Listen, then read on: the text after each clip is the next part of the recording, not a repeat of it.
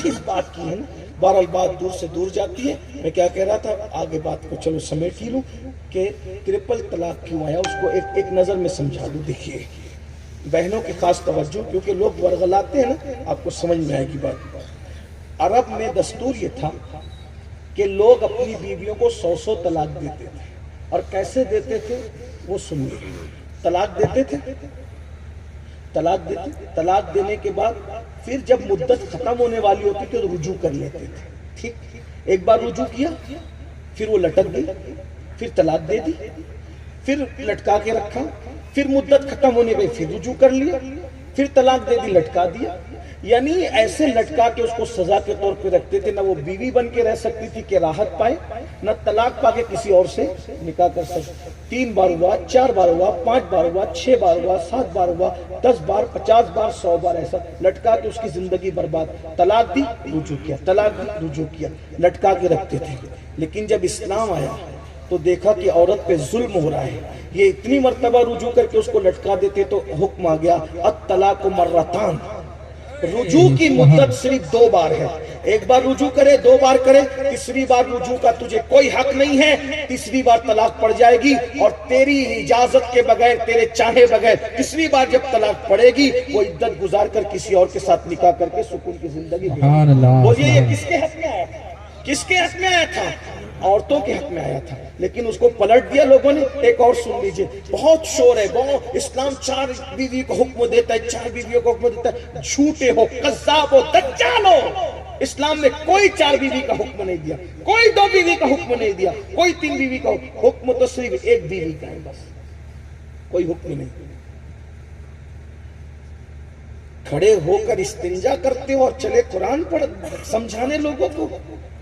ارے قرآن تو ایسے للو پپوؤں کے سمجھ میں نہیں آتا.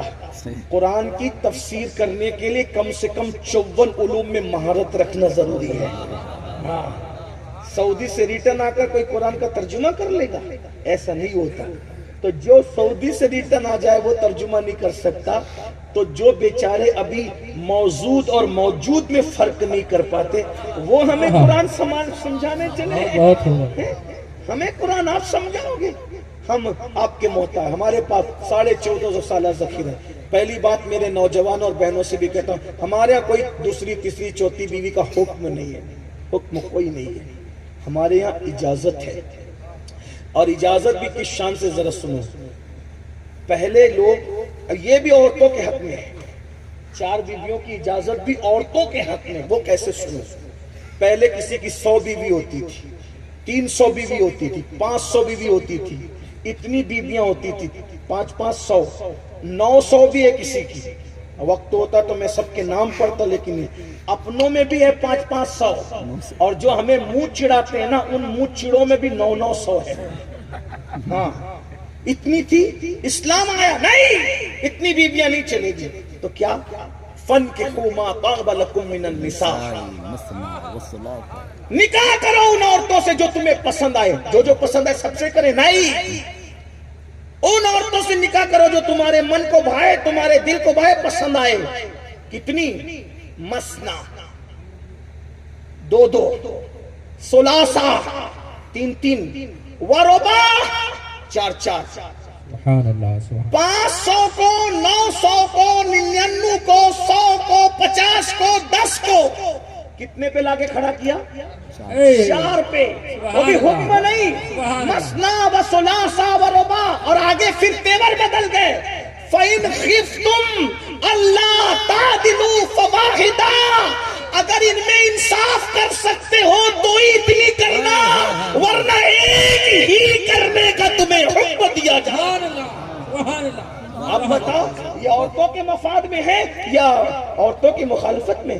500 کو 4 پر قید کیا, 4 میں بھی لا کر کے یہاں روکا کہ انصاف کر سکتے ہو. انصاف چھوڑ کے بھاگنے والا میٹر ہی نہیں. انصاف کیسا انصاف؟ اس کے پاس جتنا رکو گے اس کے پاس بھی اتنا ہی رکو گے. جو قیمت کا لباس اس کا وہی قیمت کا لباس اس کا ہے. جیسا قیمت کا گھر اس کا ویسا قیمت کا گھر اس کا. حتیٰ کہ آپ کو بتاؤں حضور نے انصاف کر دکھایا. سب کے گھر ایک دن رکتے تھے, لیکن جب اتنے بیمار ہوئے مرض الوصال میں کہ بظاہر چلنا حضور